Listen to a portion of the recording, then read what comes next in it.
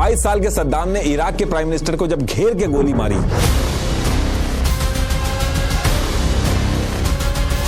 सद्दाम के बंदे जब यूएस प्रेसिडेंट बुश को कार बॉम्ब में उड़ाने के लिए जब कुवैत पहुंचे,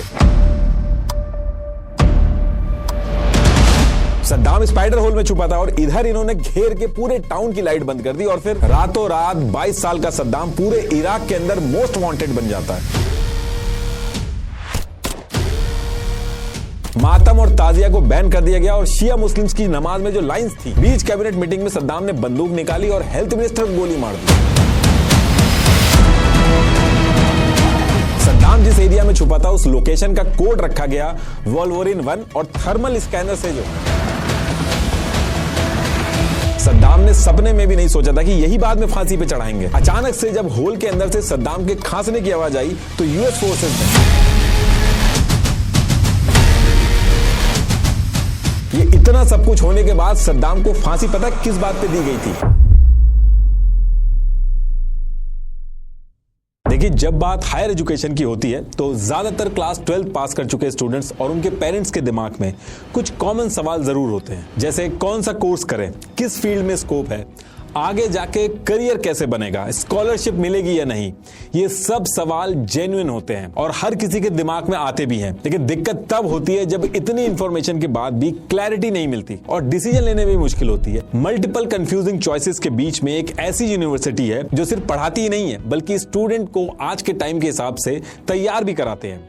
के.आर. मंगलम यूनिवर्सिटी। ये यूनिवर्सिटी एक ऐसी जगह है जहां एकेडमिक्स के साथ साथ स्टूडेंट्स को real world exposure, modern labs, internship, mentorship और नए आइडियाज पे काम करने का एनवायरनमेंट मिलता है। इनोवेशन और स्टार्टअप कल्चर यहाँ पे एक्टिवली सपोर्ट किया जाता है, जो आज के टाइम में बहुत जरूरी है। और यहाँ के कुछ रीसेंट अचीवमेंट्स के बारे में बताऊं तो यहाँ के एक स्टूडेंट को 56.6 लाख पर एनम का पैकेज मिला और एक स्टूडेंट ने अपने स्टार्टअप के लिए 1 करोड़ रुपीस की फंडिंग रेज की। लेकिन के.आर. मंगलम यूनिवर्सिटी की असली स्ट्रेंथ सिर्फ प्लेसमेंट्स या नंबर्स में नहीं है, बल्कि उस अप्रोच में है जहां हर स्टूडेंट को सेंटर में रखा जाता है और उनके गोल्स, इंटरेस्ट और फ्यूचर को ध्यान में रख के गाइडेंस दी जाती है। तो अगर आप भी किसी ऐसे एनवायरनमेंट की तलाश में हैं जो सिर्फ एक डिग्री नहीं बल्कि एक क्लियर डायरेक्शन दे और करियर बनाने में हेल्प करे, तो आज ही के.आर. मंगलम यूनिवर्सिटी के काउंसलर्स से जाके जुड़े और अपनी सक्सेस स्टोरी लिखिए। Link is in the description. तो टॉपिक पे वापस आते हैं। देखिए, इंडिया से ये इस तरफ ये है इराक और इराक के अंदर एक जगह है तिक्रित और तिक्रित के पास एक गांव पड़ता है अल आजा। और जब ईयर 1937 का टाइम था तो इस गांव में एक हुसैन अब्द अल मजिद नाम का चरवाहा रहता था और उसके साथ उसकी प्रेग्नेंट वाइफ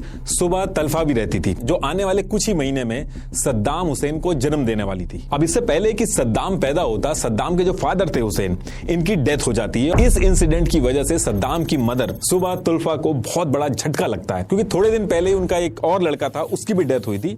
तो वो डिप्रेस हो जाती हैं, सुपरस्टिशन में भी वो बिलीव करती थी।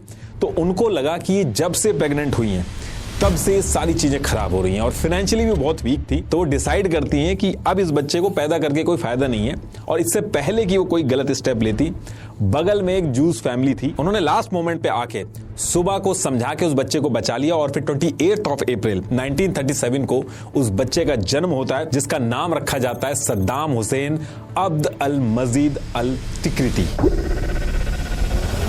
अब सद्दाम के पैदा होने के बाद उसकी मदर जैसे तैसे करके काफी चीजें मैनेज करती हैं, लेकिन फाइनेंशियल कंडीशन इतनी खराब थी और सिंगल मदर थी तो मैनेज नहीं हो रही थी उनसे चीजें। तो फिर इन सारी चीजों की वजह से वो ईयर 1940 में सद्दाम को उसके मामा, जो कि बगदाद में रहते थे, वहां भेज देती हैं और भेजने के कुछ टाइम बाद खुद एक इब्राहिम हसन नाम का आदमी था, उससे दूसरी शादी कर लेती है। तो अब यहां से 3 साल का सद्दाम अपने मामा खैरल्ला तल्फा, जो कि इराक की आर्मी में एम्प्लॉयड थे, उनके पास बगदाद में पहुंच जाता है। अब सद्दाम यहां पे पहुंच तो गया था, लेकिन सद्दाम के अपने मामा के पास पहुंचने के कुछ ही महीने बाद एक और दिक्कत स्टार्ट हो जाती है।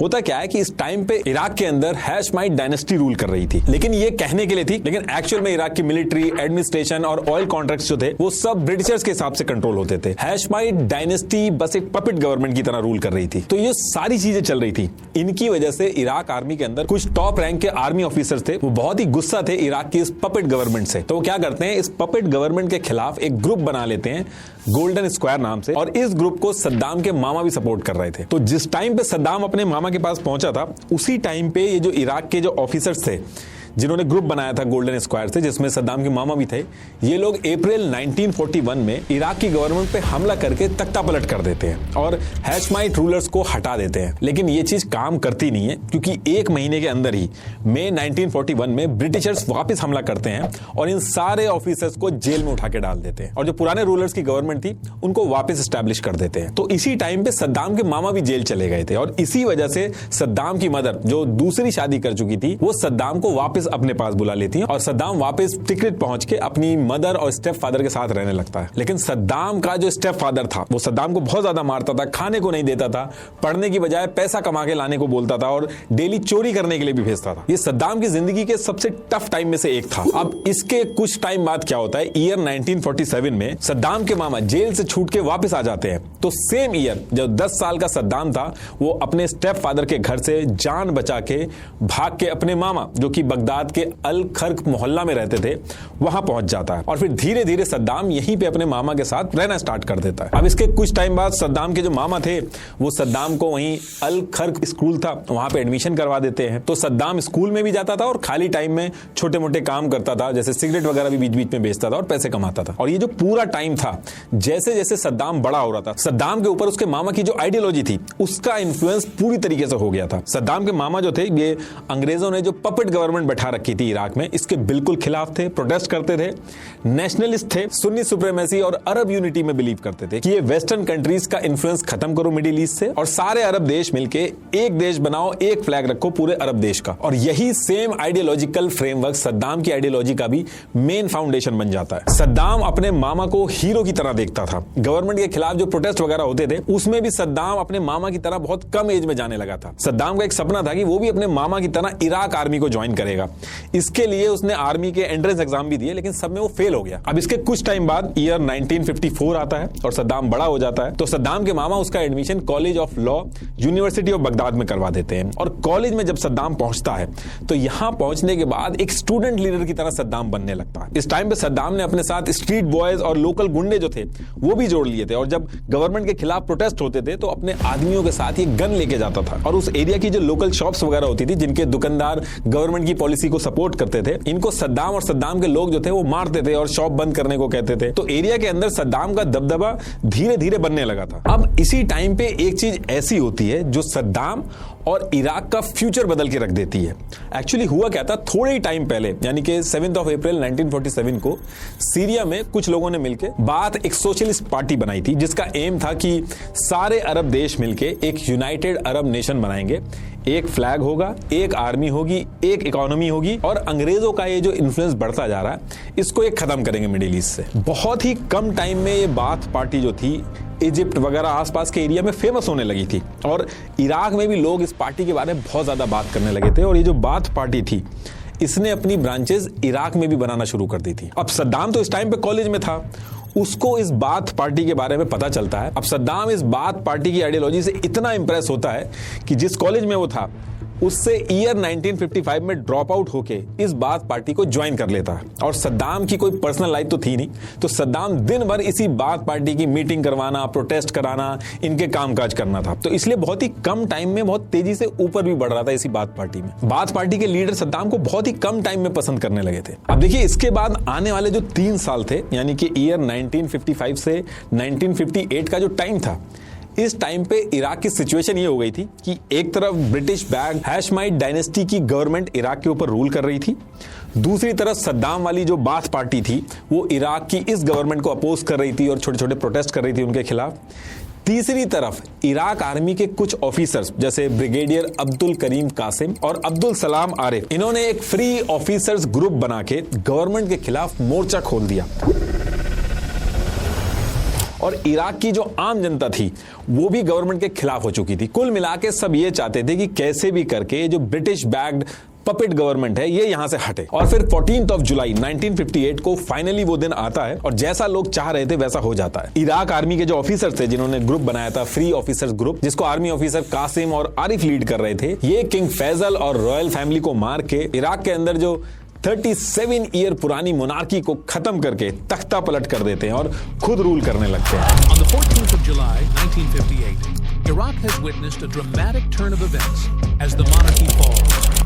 royal family, including King Faisal II, has been overthrown in a military coup. और ये जो दोनों आर्मी ऑफिसर थे, कासिम और आरिफ, इनमें से कासिम प्राइम मिनिस्टर और डिफेंस मिनिस्टर बन जाता है और जो आरिफ था वो डेप्यूटी पीएम बन जाता है। और बाथ पार्टी इस चीज को फुल सपोर्ट करती है क्योंकि वो ऐसे ही चाहती थी। अब ये जब चीजें हुई तो इससे हर कोई खुश था कि अब अरब यूनिटी आएगी, सारा जो मुस्लिम उम्मा है वो एक साथ होगा, जो पहले प्लान था इनका। लेकिन होता क्या है कि कासिम पीएम बनने के बाद ये जो अरब यूनिटी वाली बात थी उसको साइड करके एक नई चीज उसने शुरू कर दी जो किसी ने भी नहीं सोची थी। कासिम ने क्या किया कि सोवियत यूनियन यानी कि आज की जो रशिया है इसके साथ मिलकर मिलिट्री और इकोनॉमिक टाइज शुरू कर दिए, ऑयल और ट्रेड एग्रीमेंट साइन करने स्टार्ट कर दिए और सोवियत यूनियन के जो कम्युनिस्ट सिंपथाइजर थे उनको इराक के कैबिनेट में रखना शुरू कर दिया। मतलब कि ब्रिटिशर से जैसे तैसे पीछा छूटा तो सोवियत यूनियन आ गया। अब यहां से बाथ पार्टी की जो लीडरशिप थी वो गुस्सा हो जाती है। इसके साथ साथ कासिम के साथ जो आरिफ था, जो इराक का डेप्यूटी पीएम बना था, उसको भी ये बात पसंद नहीं आई। और दूसरी तरफ दूर बैठा अमेरिका जो था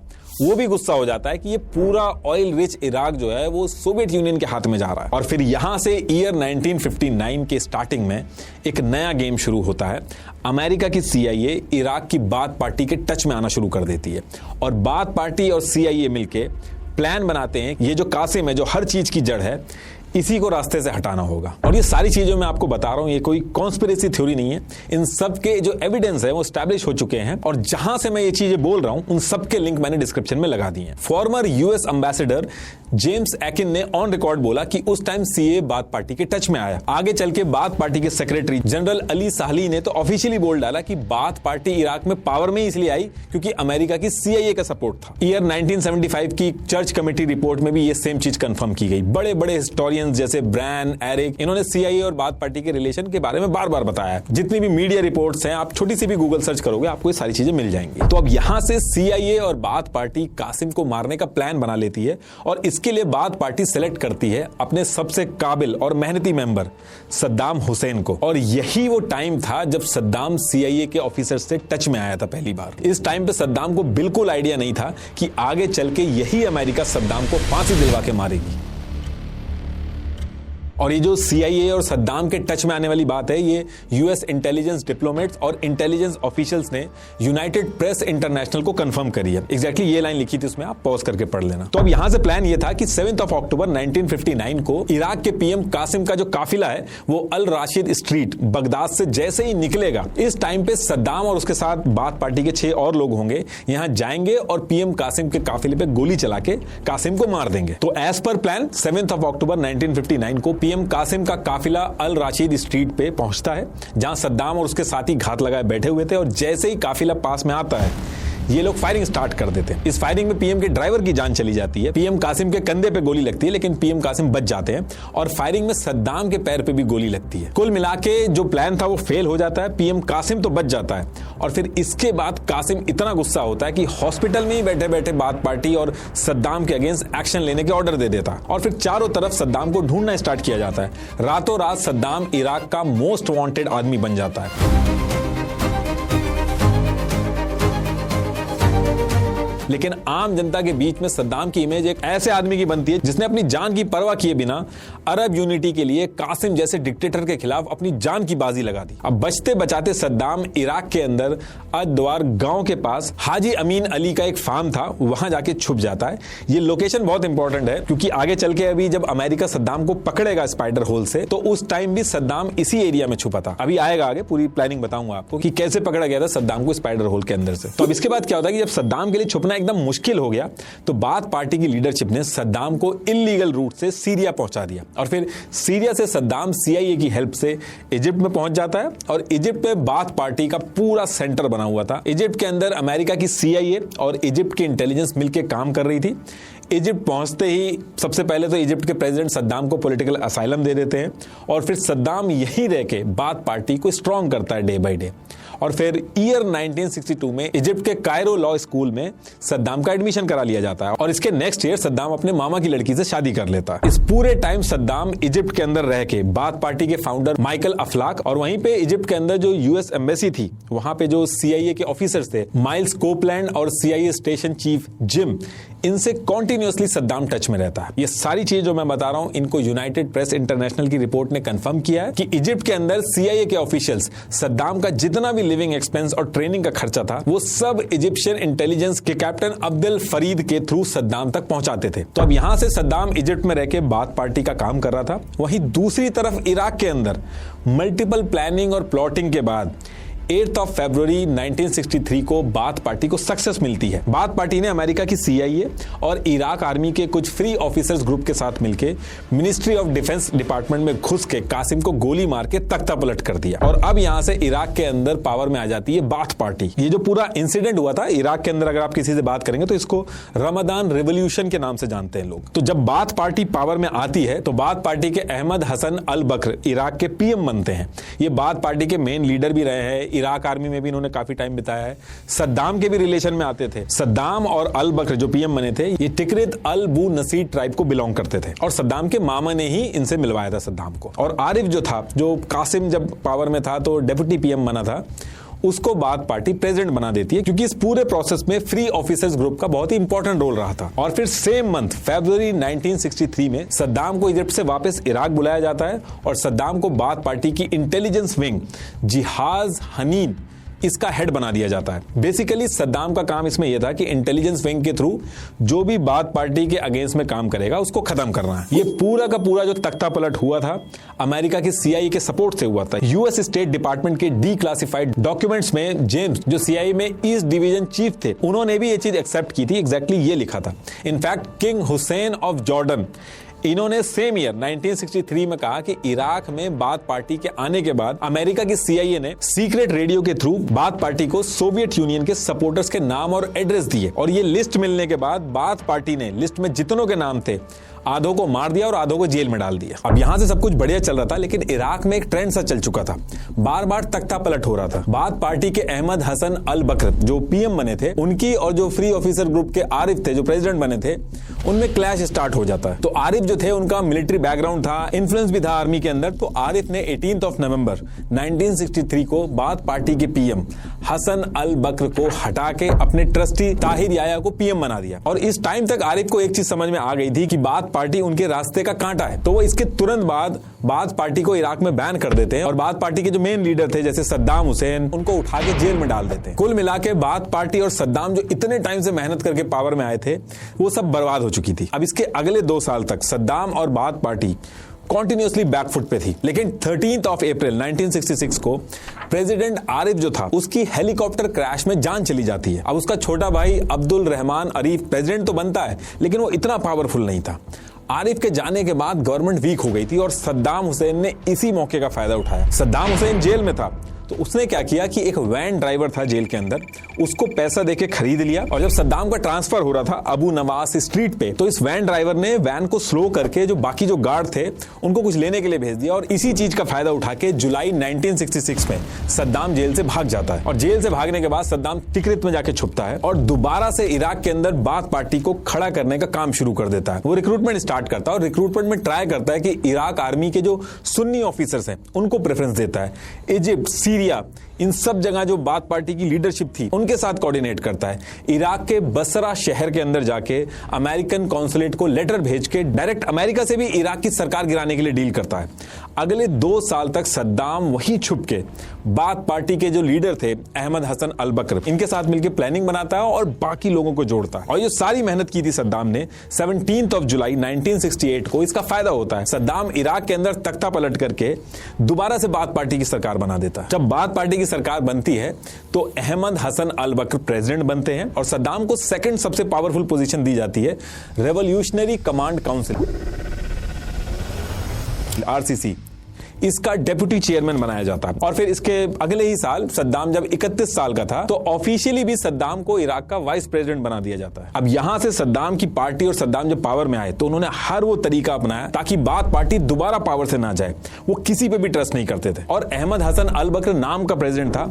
सारे डिपार्टमेंट पे सद्दाम का कंट्रोल था। सद्दाम ने दैरत अल मुखबारत अल अम्मा इस नाम से इंटेलिजेंस ग्रुप बनाया और इसके 5 अलग अलग ब्रांचेस बनाई। इसकी फुल टाइम जॉब थी कि गवर्नमेंट की जितनी अलग अलग अलग ऑर्गेनाइजेशन है, इंक्लूडिंग इराक की मिलिट्री, सबको ट्रैक करके पता करना कि कौन सद्दाम के खिलाफ काम कर रहा है। इनफैक्ट आम जनता में भी अगर कोई सद्दाम के खिलाफ बात करता था तो सद्दाम को पता होता था। गवर्नमेंट के अंदर भी जितनी ऑर्गेनाइजेशन थी, जो भी ऑर्गेनाइजेशन जरूरत से ज्यादा पावरफुल होती थी या सद्दाम के लिए एक थ्रेट बन जाती थी, सद्दाम उसके हेड को या तो बदल देता था या जेल में डाल देता था। सद्दाम किसी पे भी ट्रस्ट नहीं करता था और हर डिपार्टमेंट में ट्राई करता था कि उसके रिलेटिव ही हेड बने, और जो सद्दाम के लिए थ्रेट लगता था उसको रास्ते से हटा देता था। जैसे कहने के लिए प्राइम मिनिस्टर अब्द अर रज़ाक, ये एक बहुत बड़ी पोजीशन थी, लेकिन प्राइम मिनिस्टर अब्द रज़ाक सद्दाम के हिसाब से नहीं चल रहा था।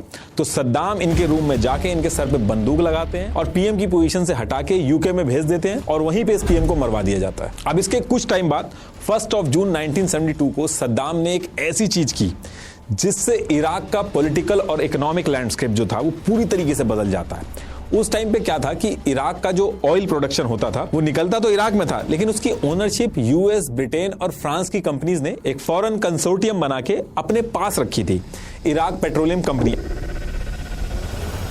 आईपीसी के नाम से। इसकी वजह से इराक, जो कि एक्चुअल में ओनर था उस ऑयल का, उसको कम प्रॉफिट होता था। ये कंट्रीज जानबूझ के ऑयल की सप्लाई को लिमिट कर देती थी ताकि ऑयल के प्राइस रेगुलेट कर सके, लेकिन इसमें इराक का बहुत नुकसान होता था। तो 1 जून 1972 को सद्दाम ने जितने कंसोर्टियम वगैरह बाहर की कंपनियों ने बनाए थे सबको उठा के बंद कर देता है और इराक के ऑयल को नेशनलाइज कर देता है, मतलब कि इराक की गवर्नमेंट के अंडर कर देता है। ये सारी वेस्टर्न कंपनीज को भगा दिया जाता है इराक से। ये पहला झटका था जो सद्दाम ने यूएसए को दिया था।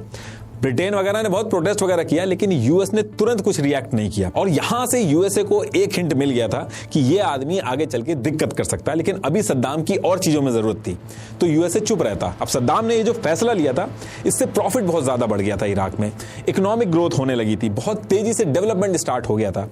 एक दिन में Saddam 3 million barrel oil produce करने लगा था। अब जो ये ऑयल से जितना फायदा हो रहा था, इसके साथ साथ एक और चीज सद्दाम ने की। सद्दाम ने इराक की मिनिस्ट्री ऑफ ऑयल को एक सीक्रेट ऑर्डर दिया कि हर साल जितना भी इराक की ऑयल इनकम होगी उसका 5% सीक्रेटली स्विस बैंक के नंबर्ड अकाउंट में चोरी से जमा किया जाएगा और इसके बारे में किसी को भी नहीं बताया जाएगा। ये पैसा सद्दाम ने बाथ पार्टी के लिए एक इमरजेंसी फंड बना के रखा था, इन केस कोई तख्ता पलट वगैरह कर दे तो काम आए। अब ये जो छोटी छोटी चीजें हो रही थी, इसकी वजह से सद्दाम की इमेज इराक के अंदर एक नेशनल हीरो की तरह बनने लगी थी और सद्दाम पॉलिटिकली और स्ट्रांग हो गया था।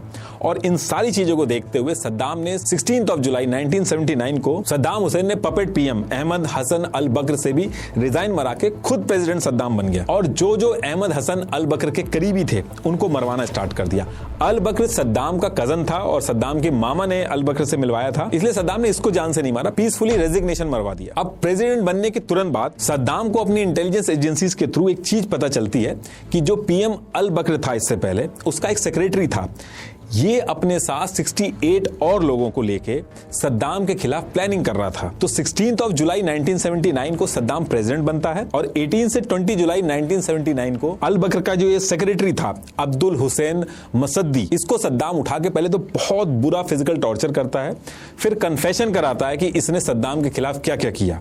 और ये करने के बाद 22 जुलाई 1979 को सद्दाम 400 टॉप लीडरशिप की एक हॉल के अंदर अर्जेंट मीटिंग करता है। ये 400 के 400 जो लीडर थे सद्दाम की जो गवर्नमेंट के अंदर थे, ये सारे प्रेजेंट रहते हैं। अब मीटिंग में पूरा हॉल भरा हुआ था, स्टेज के साइड में सद्दाम आराम से बैठ के सिगार पी रहा था। फिर स्टेज पे जो सेक्रेटरी था अब्दुल हुसैन मसादी, जिसने सद्दाम के खिलाफ प्लानिंग की थी, वो स्टेज पे आता है। सबके सामने अब्दुल हुसैन मसादी कन्फेशन करता है कि उसने कैसे सद्दाम के साथ गद्दारी की, और कन्फेशन जैसे ही पूरा होता है अब्दुल हुसैन मसादी को फोर्सेज उठा के हॉल के बाहर मिलिट्री ट्रक खड़ा हुआ था वहां पे जाके भेज देती है। अब बगल में जो सद्दाम सिगार पी रहा था वहां से वो उठता है, उसके हाथ में एक लेटर होता है और माइक के पास पहुंच के लाइन से नाम पढ़ना स्टार्ट करता है। ये जो भी नाम ये पढ़ रहा था ये उन्हीं 68 लोगों के थे जो सद्दाम के खिलाफ गद्दारी कर रहे थे। अब जिसका जिसका सद्दाम नाम ले रहा था वो बंदा हॉल में खड़ा होता था और वो जैसे ही खड़ा होता था मिलिट्री फोर्सेस उसको उठा के बाहर मिलिट्री ट्रक था वहां पे डाल देती थी।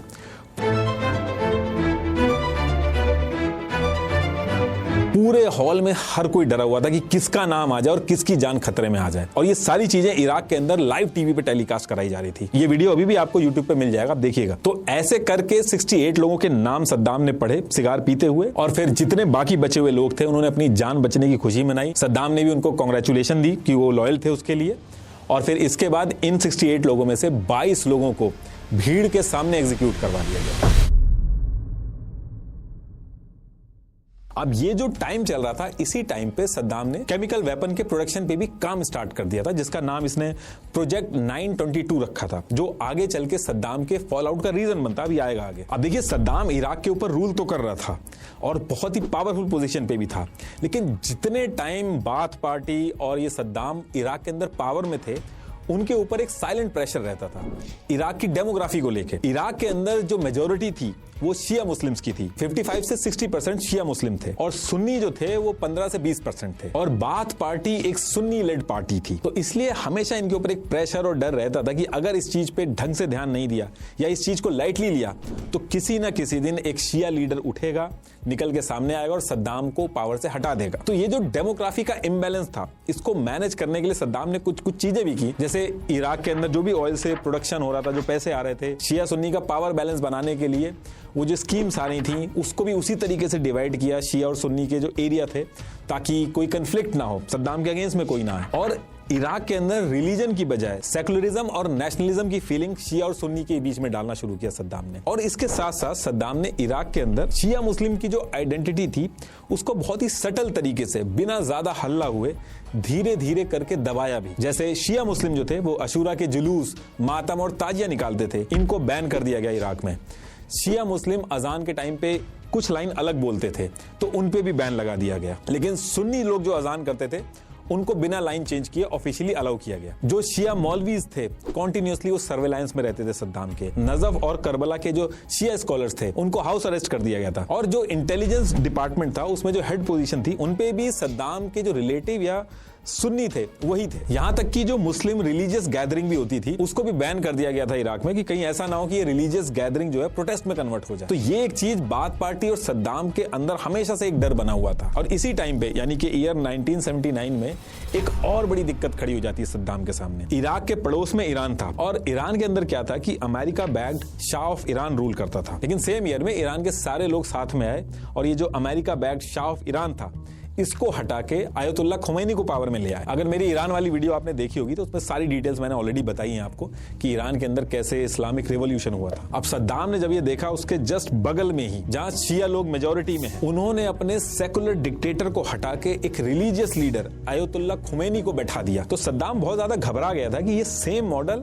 इराक के अंदर भी ना रिपीट हो जाए, क्योंकि इराक भी शिया मेजॉरिटी देश था जहां पे सद्दाम एक सुन्नी डिक्टेटर था। और सद्दाम का जो डर था वो और ज्यादा तब बढ़ने लगा जब आयतुल्लाह खुमैनी ने पावर में आने के बाद डायरेक्ट धमकी भी देना स्टार्ट किया। उन्होंने कहा कि सेम चीज हम बाकी देशों में भी करेंगे। एग्जैक्ट उन्होंने ये बोला कि हमारी जिम्मेदारी सिर्फ ईरान की हद तक नहीं सीमित है, हमारी जिम्मेदारी है कि हम ईरान के इस इस्लामिक रिवॉल्यूशन को सारी दुनिया के मजलूम लोगों तक पहुंचाएं। ये लाइन भले ही सिंपल लग रही थी, लेकिन ये क्लियर अनाउंसमेंट थी मिडिल ईस्ट के अंदर जितनी भी डिक्टेटर वाली कंट्रीज थी। पावर में आते ही आयतुल्लाह खुमैनी की हर स्पीच में सुदूर ए इनकलाब बोला जाता था कि अब ये जो ईरान के अंदर रिवॉल्यूशन हुआ है बाकी जगह भी ये लोग एक्सपोर्ट करेंगे। इनफैक्ट आयतुल्लाह खुमैनी ने एक दिन इराक की जो शिया मुस्लिम पॉपुलेशन थी उनसे डायरेक्ट अपील कर डाली कि तुम सब एक होके ये जो Sunni elite dominated bath party की गवर्नमेंट बनी हुई है इसको हटा के पावर अपने हाथ में ले लो। सद्दाम को ये चीज बिल्कुल पसंद नहीं आ रही थी, वो मन बना चुका था कि अब कुछ ना कुछ करना होगा।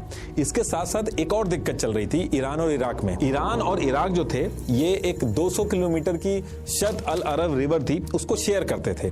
ये रिवर बहुत ही ज्यादा इंपॉर्टेंट थी। मैप पे आप देखोगे तो ईरान के पास तो बहुत सारे सी रूट्स हैं, लेकिन इराक के लिए एक लौता सी रूट था जहां से इराक का ऑयल एक्सपोर्ट गल्फ तक पहुंच पाता था। अब अगर ईरान का कंट्रोल इस रिवर पे आ जाए तो ईरान जब चाहे तब इराक को चोक कर सकता है। तो शुरू में तो ये था कि ईरान के अंदर America backed Shah of Iran था, तो अमेरिका ने ईरान और इराक के बीच में अल्जियर्स एग्रीमेंट साइन करवा दिया था, जिसमें यह था कि ये ईरान और इराक जो है इस रिवर को हाफ हाफ यूज करेंगे। लेकिन अब ईरान के अंदर सिचुएशन चेंज हो गई थी।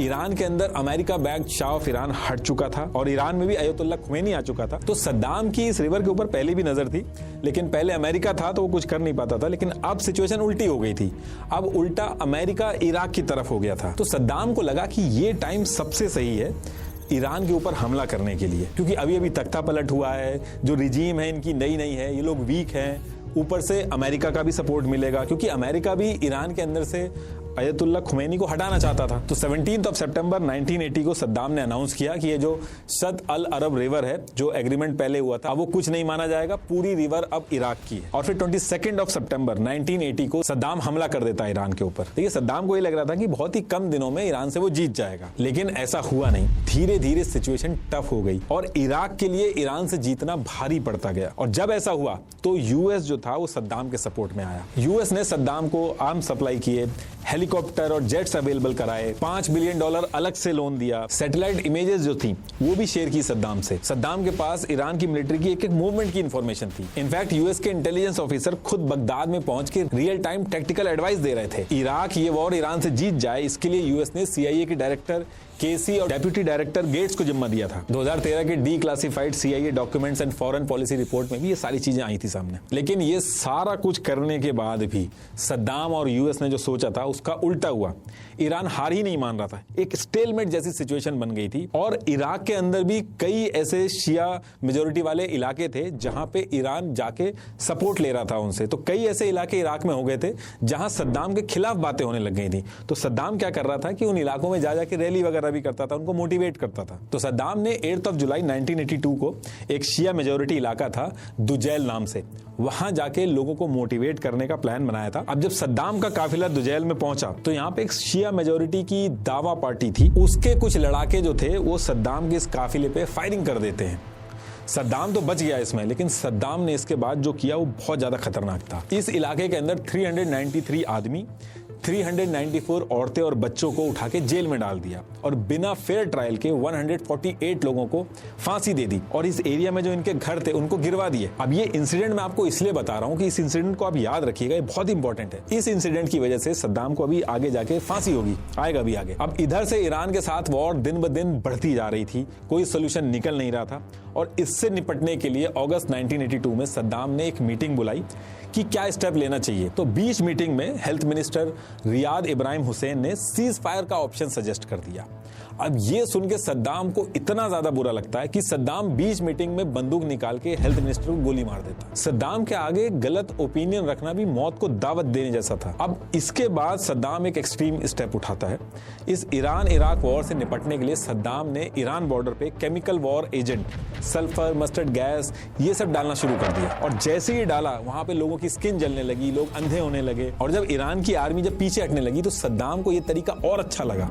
फिर सद्दाम ने ईरान बॉर्डर पे जो सरदश्त वाला एरिया था वहां पे केमिकल गैस के बम मार दिए। 130 लोग मर गए और 8000 लोग डिसेबल हो गए। और सेम टाइम पे इराक के अंदर कुर्दिश टाउन हलबजा था। इस टाउन के अंदर शिया मुस्लिम थे जो ईरान के सपोर्ट में थे। सद्दाम ने इराक के अंदर जो हलबजा के लोग थे इनको कहा कि ये लोग इराक के साथ गद्दारी कर रहे हैं और इस गद्दारी की सजा देने के लिए सद्दाम ने 16 मार्च 1988 को पूरे शहर के ऊपर एयरक्राफ्ट से केमिकल बम गिरा दिए। Sarin, VX nerves gas, mustard gas, ये सब डाल दी गई। पूरे हलबजा के लोग मरने लगे, किसी के मुंह से खून आ रहा, कोई अंधा हो गया, हजारों में लोग मर गए, 10,000 से ज्यादा तो डिसेबल हो गए थे। अब इसके बाद जो फोटोग्राफर्स थे, जो न्यूज वाले थे, उन्होंने जो फोटोग्राफ्स थी हलबजा की, उनके विजुअल्स वगैरह दुनिया भर में भेजे। कहीं माँ की बॉडी से बच्चा चिपटा हुआ है, वो मर गया वहां पे। तो ये सारी इमेजेस देख के पूरी दुनिया हिल गई थी। आप अभी भी सर्च मारोगे तो गूगल पे आपको मिल जाएंगी ओरिजिनल इमेजेस। ईयर 1988 आते आते 350 केमिकल मारे गए, जिसमें 1 लाख से ज्यादा कैजुअलिटी हुई। और ये जो सारे केमिकल हमले हो रहे थे इसके बारे में यूएसए को पता था।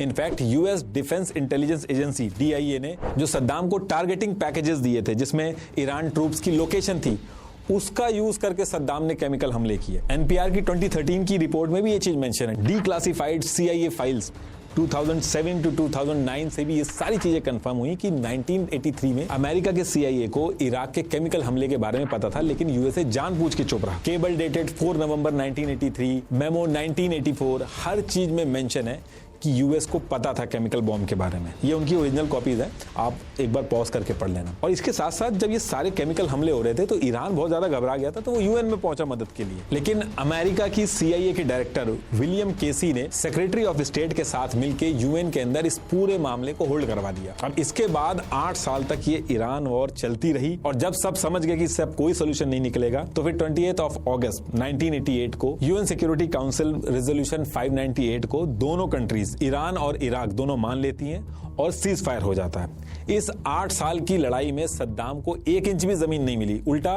$130 बिलियन का कर्जा ऊपर से चढ़ गया। बहुत बड़ा अमाउंट था ये, इराक की जीडीपी का 1000%। लेकिन सद्दाम ने इराक में ऐसे दिखाया इस चीज को जैसे वो वॉर ही जीत गया। सद्दाम ने जो ईरान के हथियार वगैरह पकड़े थे उनको मीडिया और टीवी वगैरह में दिखाया, और जो टेक्स्ट बुक वगैरह थी उसमें सद्दाम को एक हीरो की तरह दिखाया गया। अब देखिए, ईरान और इराक की वॉर तो खत्म हो गई, लेकिन जिन आसपास के सुन्नी देशों ने सद्दाम को वॉर लड़ने के लिए ईरान के खिलाफ पैसा दिया था, जैसे सऊदी ने $25 बिलियन दिए थे, कुवैत ने $14 बिलियन दिए थे, वो अपना पैसा वापस मांगने लगे। तो सद्दाम ने ये बोला कि ये जो ईरान के खिलाफ मैंने लड़ाई लड़ी, ये तुम सबकी लड़ाई मैंने अकेले लड़ी, वरना ईरान की शिया रिजीम तुम्हारी लीडरशिप को भी गिराती और तुम्हारे देशों में भी पहुंचती। इराक ने ईरान को लड़के उसको वहीं पे रोक दिया, लेकिन कुवैत माना नहीं। उसने कहा कि जो उसने पैसा उधार दिया है वो उसको वापस चाहिए। अब देखिए, सऊदी जो था उसको यूएस का भी सपोर्ट था, और सऊदी एक बड़ा देश था। सद्दाम ने सोचा सऊदी को बाद में देखेंगे, पहले कुवैत को इराक के अंडर ले लेते हैं। और कुवैत के ऊपर सद्दाम की नजर बहुत पहले से ही थी। एक तो कुवैत में रिसोर्सेज बहुत ज्यादा थे, दूसरा शत अल अरब वाला जो रिवर का जो इशू था ईरान के साथ, वो तो इस लड़ाई में सॉल्व नहीं हुआ।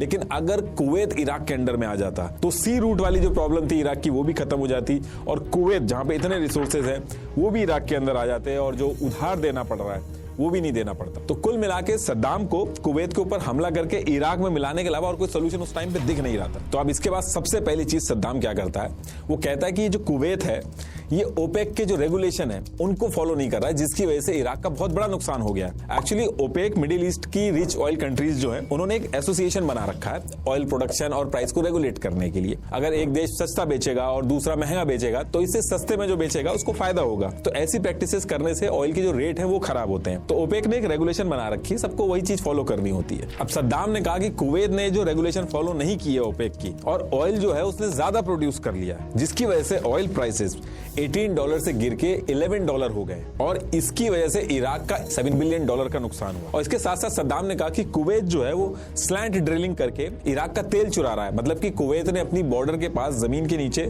मशीन डाल के सीधा नीचे ले जाने की बजाय तेल के पाइप इराक की टेरिटरी के अंदर मोड़ के इराक का तेल चुरा लिया, जिससे $2.4 बिलियन का नुकसान हो गया। तो अब उल्टा कुवैत को पैसे वापस देने हैं, और अगर पैसे नहीं दिए तो सद्दाम हमला करेगा। अब यहां से बहुत ज्यादा टेंशन बढ़ जाती है, सबको लगने लगता है कि अब यहां से दोबारा से वॉर होगी। तो 25 जुलाई 1990 को यूएस एम्बेसडर एप्रिल गलेस्पाई बगदाद में आके मीटिंग करते हैं, समझाने की कोशिश करते हैं सद्दाम को, लेकिन सद्दाम नहीं मानता है और 2 अगस्त 1990 को कुवैत पे हमला कर देता है और उसको अपने अंडर में ले लेता है। अब यहां से यूएस के इंटरेस्ट हर्ट होने लगे और सद्दाम का बुरा टाइम चालू होने लगता। इससे पहले तो यूएस साथ में था, लेकिन जब यूएस अगेंस्ट में होता है तो ये यूएन वगैरह सब अगेंस्ट में होती है। जिस दिन सद्दाम ने किया कुवैत पे, सेम डे 2 अगस्त 1990 को यूएन कंडेमनेशन रेजोल्यूशन 660 पास करके सद्दाम को वार्निंग दी जाती है कि तुरंत के तुरंत कुवैत से बाहर निकलो, और इसके साथ साथ इराक के ऊपर बहुत भारी सैंक्शन लगाए जाते हैं। लेकिन सद्दाम मानता नहीं है और फिर 8 अगस्त 1990 को कुवैत पे कब्जा कर लेता। अब सद्दाम ने ये जो अपनी मनमानी चलाई,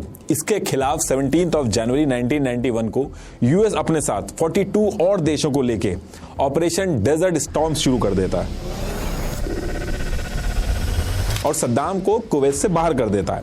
लेकिन सद्दाम इसको भी इराक में दिखाता है कि ये वॉर भी उसी ने जीती है, और इराक के अंदर अपनी लीडर की इस्लामिक लेजिटिमेसी के लिए अपने खून से कुरान भी लिखवाता है। इराक इस टाइम पे 2 वॉर लड़के एकदम वीक हो चुका था और यूएस के सैंक्शन की वजह से कहीं ऑयल भी नहीं बेच पा रहा था। पूरे इराक के अंदर लोगों की हालत बहुत ज्यादा खराब हो गई थी। यूनिसेफ और FAO के ऑफिशियल रिकॉर्ड के हिसाब से ईयर 1995 से 1996 के बीच में लगभग 2.27 लाख से लेके 5.67 लाख तक बच्चे सिर्फ भूख और दवा की कमी से मर गए। यूएस के अगेंस्ट जाते ही सद्दाम की इमेज पूरी दुनिया के अंदर एक विलन की तरह बन गई। अब देखिए, यूएस ने कुवैत के अंदर से सद्दाम को बाहर तो कर दिया था, लेकिन यूएस की प्रॉब्लम सॉल्व नहीं हुई थी।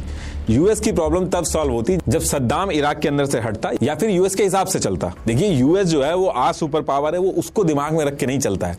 20 साल बाद भी वो सुपर पावर बना रहे, उसको लेके करंट सिनेरियो जो चल रहा होता है उसमें स्टेप्स लेता है। इराक दुनिया की सबसे ज्यादा ऑयल रिजर्व वाली टॉप 5 कंट्रीज में आता है, और सद्दाम ने यूएस और वेस्ट की कंपनीज को ऑलरेडी उठा के इराक से बाहर कर दिया था। यूएस के लिए दूसरी दिक्कत ये थी, सद्दाम यूएस के लिए अनप्रेडिक्टेबल था और डरता नहीं था। पहले भी जब सद्दाम ने केमिकल वेपन यूज किए तो उसने ज्यादा नहीं सोचा, और जिस तरीके से सद्दाम के अगेंस्ट में यूएस खड़ा था, सद्दाम जरूर उसका रिवेंज लेता। और सद्दाम के हमेशा से न्यूक्लियर और केमिकल वेपन्स जो थे उनको डेवलपमेंट करने की भी एम्बिशंस थे। यूएस पूरी तरीके से एश्योर्ड था कि सद्दाम के हाथ में किसी भी तरीके के केमिकल और न्यूक्लियर वेपन नहीं होने चाहिए, वरना यूएस के लिए सिरदर्द बनेगा। तो इन्हीं सारी चीजों की वजह से यूएस ने जब इराक को कुवैत से निकाला था तो एक डिस्कशन ये भी यूएस में चल रहा था कि इसी टाइम पे इराक में जाके सद्दाम को पावर से हटा दिया जाए। लेकिन यूएस के जो प्रेसिडेंट थे बुश, इन्होंने साफ मना कर दिया कि इससे इराक टूट जाएगा, उसको संभालना मुश्किल होगा, इनस्टेबिलिटी आएगी मिडिल ईस्ट में और इससे यूएस की इमेज पे भी असर आ सकता है। तो इसी रीजन से सद्दाम से निपटने के लिए एक प्लान बनाया यूएस ने, जिसको कंटेनमेंट स्ट्रेटेजी बोला गया। इसमें इन्होंने डायरेक्टली इराक पे हमला करके सद्दाम को हटाने की बजाय यूएन के थ्रू इराक पे सैंक्शन लगवाए और इस चीज के क्लेम किए कि इराक जो है वो वेपन ऑफ मास डिस्ट्रक्शन बना रहा है। लेकिन यूएस ने इस चीज को साफ मना कर दिया और इस चीज को चेक करने और रोकने के लिए यूएन जो था उसने मई 1991 में ऑफिशियली इराक के अंदर अपने इंस्पेक्टर्स जो थे उनको भेजना स्टार्ट किया, ताकि वो वहां जाके चेक कर सके इस चीज को कि वहां पे कोई केमिकल वेपन या फिर कोई ऐसा डेवलपमेंट प्रोग्राम तो नहीं चल रहा है। सद्दाम ने इस चीज का अपोज किया, लेकिन वर्ल्ड का प्रेशर बहुत था इराक पे, तो वो इस चीज को रोक नहीं पाया। सद्दाम चारों तरफ से फंस रहा था और सद्दाम ने बुश को जिम्मेदार माना इन सारी चीजों के लिए। और फिर इसके बाद सद्दाम एक ऐसा फैसला लेता है जिसके बारे में कभी किसी ने सोचा तक नहीं था। सद्दाम यूएस प्रेसिडेंट बुश को मारने का प्लान बनाता है। 14 to 16 अप्रैल 1993 में बुश को कुवैत आना था। सद्दाम ने 14 to 17 इराकी इंटेलिजेंस के साथ एक प्लॉट बनाया, जिसमें प्लान ये था कि जहां यूएस प्रेसिडेंट बुश होगा उसके पास में ही कार में जाके ब्लास्ट कर देंगे। राद अल असादी और वाली अल गजाली इस के मेन बंदे थे, लेकिन होने से कुछ दिन पहले ही दोनों को अरेस्ट कर लिया जाता है। अब अरेस्ट होने के बाद सद्दाम के ऊपर ब्लेम आता है।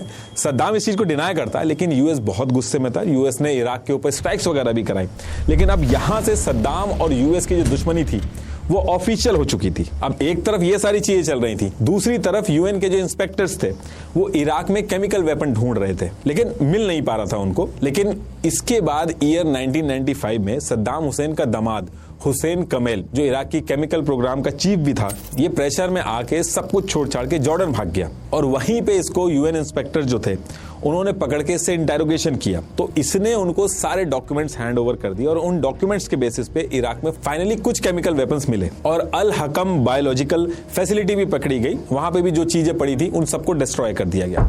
अब देखिए यहाँ पे थोड़ा सा कंफ्यूजन होता है कि केमिकल वेपन तो मिल गए, यूएस तो सही कह रहा था। तो देखिए ऐसा नहीं है, इस चीज को लेके कंफ्यूजन सा रहता है। यूएस का जो क्लेम था, जिसके लिए इतना बड़ा इंस्पेक्शन चल रहा था, वो ये था कि सद्दाम नए वेपन ऑफ मास डिस्ट्रक्शन बना रहा है, नए स्टॉक पाइल्स रेडी कर रहा है और ऑनगोइंग रिसर्च करके केमिकल और न्यूक्लियर वेपन बना रहा है। लेकिन ये जो केमिकल वेपन पकड़े गए थे ये ईयर 1991 से पहले के थे, जो 1980s में ईरान और इराक की वॉर हुई थी उसके जो लेफ्ट ओवर वेपन थे, जो डिग्रेडेड थे और इनइफेक्टिव थे। अब इसके कुछ टाइम बाद ईयर 1998 के बाद सद्दाम भी फ्रस्ट्रेट हो गया था, तो उसने यूएन के जो इंस्पेक्टर वगैरह थे इनको भी इराक से भगा दिया था, उनकी एंट्री बंद कर दी थी और जो सैंक्शन वगैरह भी लगे थे उसको लेके भी सद्दाम ने इलीगल तरीके से कुछ कुछ देशों को ऑयल बेचना स्टार्ट किया। तो कुल मिला के यूएस ने ये जो पूरा प्लान बनाया था, जो पॉलिसी बनाई थी सद्दाम के लिए, ये इनइफेक्टिव होती जा रही थी। तो इससे निपटने के लिए 31 अक्टूबर 1998 को president bill Clinton Iraq liberation act of 1998 लेके आए और पूरी दुनिया के सामने अनाउंस किया कि वो इराक के अंदर से सद्दाम को हटा के रिजीम चेंज करेंगे। अब एक तरफ ये सारी बातें चल रही थी कि सद्दाम को हटाया जाएगा, इसके लिए प्लानिंग बनेगी, तो इसी बीच क्या होता है, ईयर 2001 में 9/11 हो जाता है। अब यहां से एक ऐसी चीज हो गई थी यूएस के साथ कि अब इसके बाद ना तो यूएस के पास पेशेंस बचा था, ना डिप्लोमेसी के ऑप्शन बचे थे, ना मर्सी बची थी। यूएस को सिर्फ एक ही चीज दिख रही थी कि जो भी डायरेक्टली इनडायरेक्टली इन्वॉल्व है इसमें, उससे बदला लेना है। इस इंसिडेंट के बाद यूएस ने क्लियर स्ट्रेटेजी बना दी थी कि अगर 1% भी शक है कि कोई अलकायदा से जुड़ा है या फ्यूचर में कोई खतरा बन सकता है, केमिकल और न्यूक्लियर वेपन बना के यूएस के लिए थ्रेट बन सकता है, तो ऐसी चीजों को 100% खतरा मान के अब यूएस एक्शन लेगा। तो 9/11 के बाद तो उसामा और अलकायदा को खत्म करने के लिए अक्टूबर 2001 में ही यूएस ने अफगानिस्तान के ऊपर वॉर शुरू कर दी थी। लेकिन इसके साथ साथ एक और चीज हो रही थी, जैसे जैसे यूएस ऑफिशियल्स के स्टेटमेंट्स मीडिया में आ रहे थे तो उससे ऐसा लगने लगा था कि सद्दाम का जो इशू है उसको भी यूएस इसी टाइम पे रिजॉल्व करेगा। 9/11 के बाद जितने भी स्टेटमेंट्स आ रहे थे या कोई स्पीच दे रहा था, उन लाइन के बीच में सद्दाम का भी नाम हर बार लिया जा रहा था, जिससे आम जनता को भी ये लगने लगा कि 9/11 में सद्दाम का भी रोल रहा है। यूएस के प्रेसिडेंट ने साफ साफ कह दिया कि अगर सद्दाम को नहीं रोका तो अगला 9/11 केमिकल और न्यूक्लियर वेपन से होगा। बुश, कॉलिन, चेनी, कॉन्डोलिजा राइस, कॉन्टिन्यूसली ये लोग अपने स्टेटमेंट्स में बोलने लगे कि सद्दाम के पास जो केमिकल वेपन है वो अलकायदा को भी दे सकता है। इसके साथ साथ यूएस ने कुछ सर्कमस्टांशियल प्रूफ्स भी रखे जिससे ये कहा गया कि सद्दाम का भी लिंक हो सकता है 9/11 में। लेकिन ये सारे जो प्रूफ दिए थे ये अजम्पशंस पे बेस्ड थे, कोई डायरेक्ट लिंक एस्टैब्लिश नहीं हो पाया था कि 9/11 में सद्दाम डायरेक्टली इन्वॉल्व था। जैसे 9 दिसंबर 2001 को यूएस वाइस प्रेसिडेंट चेनी ने कहा कि 9/11 का हाईजैकर मोहम्मद अट्टा प्राग में इराकी इंटेलिजेंस ऑफिसर्स अहमद अल अनी इससे मिला। और इसके कुछ टाइम बाद बुश और चेनी ने दोबारा बोला कि 1994 में ओसामा बिन लादेन और इराकी ऑफिशियल्स सुदान में मिले और इसी टाइम पे इराक ने केमिकल वेपन की ट्रेनिंग भी ऑफर की ओसामा को। इस चीज को यूएस की 9/11 कमीशन जो थी उसने भी कंफर्म किया, लेकिन प्रूफ सामने नहीं रखे कि एक्चुअल में इराक ने सिर्फ ऑफर किया या सच में ट्रेनिंग दी। और फिर जून 2002 में कॉलिन ने यूएन में खड़े होकर बोला कि अलकायदा का जरकवी इराक के बगदाद में नेटवर्क चला रहा था। लेकिन बात सारी ये थी कि आगे चल के यूएस की जो भी ये 9/11 कमीशन और सेनेट इंटेलिजेंस कमेटी थी, जितनी भी रिपोर्ट्स आई उसमें एक भी डायरेक्ट एविडेंस नहीं मिला कि सद्दाम का कोई ऑपरेशनल रोल भी था 9/11 में। लेकिन यूएस रुकता नहीं है और फिर 10 मार्च 2003 को यूएस प्रेसिडेंट बुश जो थे वो अनाउंस करके सद्दाम को 48 आवर का टाइम देते हैं कि कैसे भी करके 48 आवर्स में इराक छोड़ के जल्दी से जल्दी सद्दाम चला जाए। और अगर सद्दाम नहीं गया इराक से 48 आवर्स के अंदर तो यूएस इराक के ऊपर हमला कर देगा। लेकिन सद्दाम इस चीज के बाद साफ कह देता है कि इराक लड़ने के लिए तैयार है यूएस से। और फिर जब सद्दाम इराक छोड़ के नहीं जाता है तो 9 मार्च 2003 को यूएस अपने F-117 स्टेल्थ बॉम्ब एयरक्राफ्ट को बगदाद में भेज के सबसे पहले जो सद्दाम का प्रेसिडेंशियल पैलेस था वहां पे बैक टू बैक गिराना शुरू कर देता है। यूएस को लग रहा था कि सेम डे सद्दाम को ये लोग मार देंगे, लेकिन ऐसा बिल्कुल नहीं था। सद्दाम ने पहले से ही पूरी प्लानिंग करके रखी थी। उसने से बचने के लिए बहुत ही स्ट्रांग बंकर बना रखे थे कि हिरोशिमा और नागासाकी जैसे जो वो भी अगर उस पर गिराए जाते तो वो भी वो झेल सकते। तो यूएस ने जब हमला किया तो सद्दाम जो है वो इन्हीं बंकर्स में छुप गया, उसको कुछ हुआ नहीं। अब 1 अप्रैल 2003 तक यूएस फोर्सेस बगदाद में घुसना स्टार्ट कर देती हैं और इराक की जो रेगुलर आर्मी थी उन्होंने लड़ना छोड़ दिया था, उन्होंने अपनी ड्रेस चेंज कर दी थी। गवर्नमेंट ऑफिसर्स जो थे वो भी अपने काम से हट गए थे। 4 लाख लोग जो गवर्नमेंट के लिए काम कर रहे थे वो all of a sudden unemployed हो गए थे। तो इराक के अंदर जो पूरा मैनेजमेंट चल रहा था वो लोकल इराक के अंदर जो ट्राइब्स थी वही अपने अपने एरिया संभाल रही थी। लॉ और ऑर्डर कुछ बचा ही नहीं था इराक के अंदर।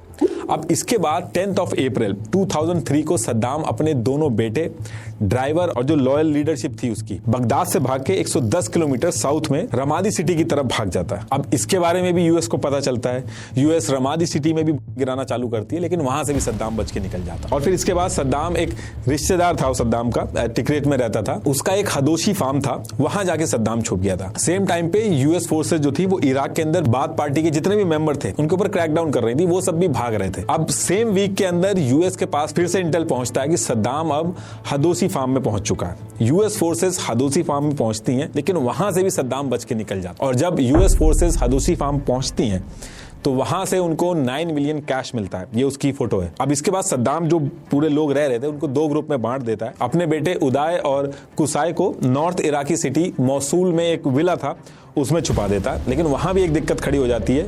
जो विला का मालिक था उसने $30 मिलियन के इनाम के लालच में यूएस फोर्सेस को इंटेल दे दी। तो इंटेल मिलते ही 22 जुलाई 2003 को यूएस 101 एयरबॉर्न डिवीजन और special operation task force 121 Saddam के दोनों बेटों को मार देती है। इस इंसिडेंट से सद्दाम बहुत ज्यादा गुस्से में था। उसने रिएक्ट नहीं किया, बस इतना बोला कि मेरे दोनों बेटे इराक के लिए शहीद हो गए। लेकिन यूएस फोर्सेज जो थी वो सद्दाम को नहीं पकड़ पा रही थी। सद्दाम को पूरे इराक में ढूंढ ढूंढ के परेशान हो चुकी थी। अब इसके कुछ टाइम बाद US army intelligence officer major Brian Reed Maddox जो थे उनको बुलाया जाता है। और मेडॉक्स क्या करते हैं, जो इतने दिनों से सद्दाम के जो बड़े बड़े आर्मी ऑफिसर थे, लीडर थे, यूएस की सारी फोर्सेस उनसे पूछताछ कर रही थी, वो इस पैटर्न को ही चेंज कर देते हैं। वो इसको चेंज करके कहते हैं कि सद्दाम के पैदा होने से लेके अभी तक सद्दाम के जितने भी क्लोज रिलेटिव्स हैं, कुक, ड्राइवर, इन सब को ढूंढो, उसके बचपन से जाके पता करो कि किन किन के वो टच में था, इनको ढूंढो और इनसे इंटेरोगेशन स्टार्ट करो। तो ऐसे करके टोटल 300 लोग मिलते हैं जिनका लिंक सद्दाम के बचपन से जुड़ा हुआ होता है,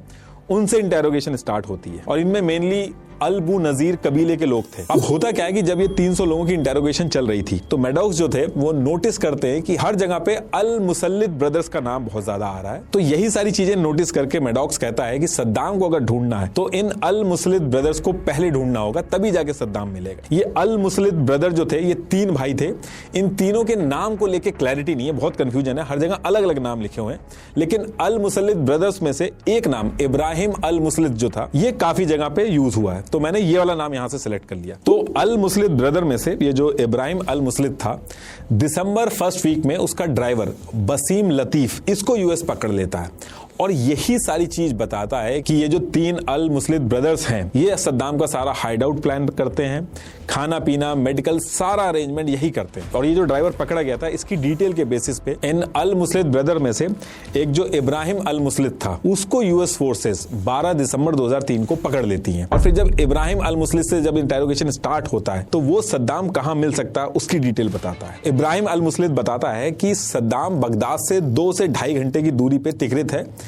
तिकरित से 15 किलोमीटर साउथ की तरफ एक अडवार नाम का टाउन पड़ता है, वहां पे 2 फार्म हाउस हैं और उसी एरिया में सद्दाम है। अब यहां से यूएस फोर्सेस के पास 2 लोकेशन आ चुकी थी। इन दोनों लोकेशन का यूएस फोर्सेस ने कोड नेम रखा था वोल्वरिन 1 और वोल्वरिन 2। और बिना टाइम गवाए नेक्स्ट डे यानी कि 13 दिसंबर 2003 को यूएस फोर्सेस सद्दाम के लिए ऑपरेशन रेड डॉन लॉन्च कर देती हैं। 12 दिसंबर 2003 को ही रात में सारी प्रिपरेशन हो गई थी और फिर 13 दिसंबर की शाम को 6 बजे टिग्रिस रिवर के किनारे हाईवे 21 के पास के रास्ते से करीब 600 यूएस सोल्जर्स, हेलीकॉप्टर्स, डॉग्स, इनके साथ 2 ग्रुप में ये दोनों फार्म्स की लोकेशन जिनका कोड वर्ड वोल्वरिन 1 और वोल्वरिन 2 था, वहां ये पहुंच जाते हैं। ये मैप में देखिए ये 2 लोकेशन थी, वो चारों तरफ से इस एरिया को घेर लिया था। अब यहां पहुंचने के बाद यूएस फोर्सेस 7:45 पे पूरे अध द्वार की इलेक्ट्रिसिटी कट कर देती हैं ताकि अंधेरे में बाकियों को दिक्कत हो, और इन लोगों के पास तो ऑलरेडी नाइट विजन ग्लासेस वगैरह थे। और इस पूरे एरिया की चारों तरफ से मॉनिटरिंग स्टार्ट हो जाती है। नीचे थर्मल स्कैनर से पूरा का पूरा सर्च ऑपरेशन जारी था। अब इसके बाद करीब 8:15 पे जो दूसरी साइड वाला फार्म हाउस था जिसका कोड वर्ड था वोल्वरिन 2, वहां से 2 आदमी घबरा के झाड़ियों की तरफ भागना शुरू करते हैं। जैसे तैसे करके यूएस फोर्सेस उनको पकड़ लेती हैं। इनमें से एक सद्दाम का कुक था और दूसरा कुक का कजन था। इनसे इंटेरोगेशन स्टार्ट करके पूछा जाता है कि सद्दाम है कहां पे, लेकिन ये दोनों कुछ बताते नहीं है। अब जब ये इंटेरोगेशन चल रही थी तो इनकी नजर वोल्वरिन 2 लोकेशन जो थी उससे 300 मीटर दूर एक एल शेप की झोपड़ी पे जाती है जहां छोटे छोटे रूम और किचन थे। ये किचन की फोटो है और इसके अंदर जब ये घुसते हैं तो इनको 2 AK-47 और 7.5 लाख यूएस डॉलर मिलते हैं। और इसके बगल में एक बोट भी मिलती है, ये उसकी फोटो है। ये सारी चीजें तो मिल गई थी, लेकिन सद्दाम आखिर में है कहां ये किसी को नहीं पता चला था। कॉन्टिन्यूअसली पूरी भीड़ सद्दाम को हर तरफ ढूंढ रही थी। डॉग्स जो थे वो भी नहीं पता लगा पा रहे थे और जो कुक पकड़ा गया था वो भी एकदम अड़ा हुआ था, वो भी कुछ नहीं बता रहा था। और फिर थक हार के ये जो पूरा ऑपरेशन था जिसके हेड थे जेम्स हिकी, ये क्या करते हैं, अल मुस्लिद ब्रदर्स में से जो इब्राहिम अल मुस्लिद पकड़ा गया था, देखिए ये नाम जो है आपको कहीं कहीं पे अलग मिल सकता है, तो इस इब्राहिम अल मुस्लिद को वोल्वरिन 2 लोकेशन पे बुलाया जाता है और सद्दाम का कुक जो पकड़ा गया था उसके सामने लाके खड़ा कर दिया जाता है। सारी की सारी फोर्सेज जो थी वो इब्राहिम अल मुस्लिद के ऊपर प्रेशर बना रही थी कि तुमने ही ये लोकेशन दी थी, यहाँ पे सद्दाम है कहां पे। और बहुत देर माथापच्ची करने के बाद अल मुस्लिद जो था वो एक मैट पड़ी हुई थी उसकी तरफ एक हाथ से इशारा कर देता। मैट बहुत पुरानी सी थी लेकिन उसके नीचे की जो जमीन थी वो थोड़ी अलग थी। अब उस मिट्टी को जब हटाया गया तो उसमें से एक छोटी सी रस्सी सी निकलती है, फिर उसको खींचा जाता है तो 2 हैंडल जैसी एक चीज सामने आती है।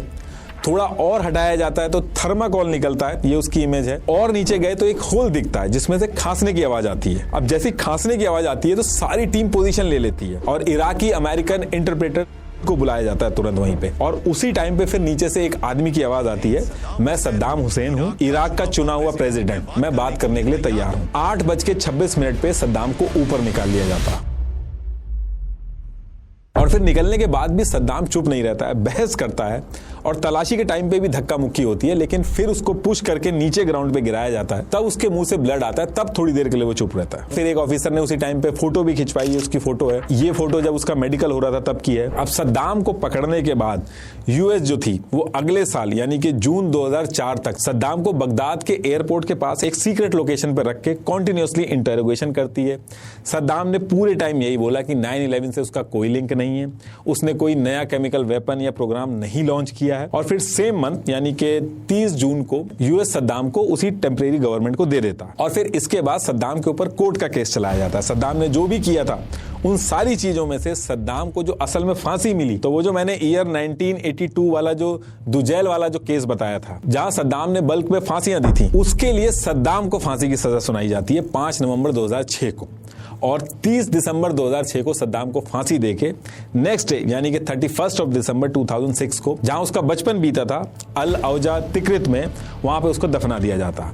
और फिर इसके बाद इराक की जो ऑयल इंडस्ट्री का नेशनलाइजेशन था वो तो जैसा सद्दाम ने किया था वैसे ही रहा, लेकिन इराक का मार्केट यूएस और उसकी अलाइड कंट्रीज की जो प्राइवेट कंपनीज थी उनके लिए दोबारा खुल गया। इराक के ऑयल फील्ड का जो डेवलपमेंट वगैरह था वो वापस से वेस्टर्न प्राइवेट कंपनीज जो थी जैसे बीपी, शेल, एक्सॉन मोबिल, इन कंपनियों के कंट्रोल में आ गया था और इन्होंने इराक में ऑयल एक्सट्रैक्शन जो किया पर बैरल फीस भी इसके लिए स्टार्ट कर ही लेना। यूएस ने तो मना किया कि ऑयल के लिए उसने ये सब नहीं किया, अपनी सिक्योरिटी के लिए किया, मिडिल ईस्ट में पीस के लिए किया, लेकिन उसके जो एक्शंस थे वो मैच नहीं कर रहे थे उससे। लेकिन एलन ग्रीनस्पैन जो कि अमेरिका के फेडरल रिजर्व के चीफ थे, उन्होंने साफ बोल दिया कि सद्दाम को हटाना वर्ल्ड ऑयल मार्केट के लिए जरूरी था, क्योंकि अगर सद्दाम सैंक्शन से फ्री हो जाता तो वो ऑयल को वेपन की तरह यूज कर सकता था। और फिर बाद में जब पेंटागन और CIA की 6 लाख पेजेस की रिपोर्ट आई तो उसमें भी सद्दाम का कोई डायरेक्ट लिंक 9/11 से नहीं मिला। और आज की डेट तक वेपन ऑफ मास प्रोडक्शन जिसके लिए यूएस इराक में घुसा था वो आज तक प्रूफ नहीं हुआ। लास्ट में एक बार फिर से आपको बता दूं, आज ही KR मंगलम यूनिवर्सिटी के काउंसलर से जुड़े और अपनी सक्सेस स्टोरी लिखिए। लिंक मैंने डिस्क्रिप्शन में दे दिया। Thank you.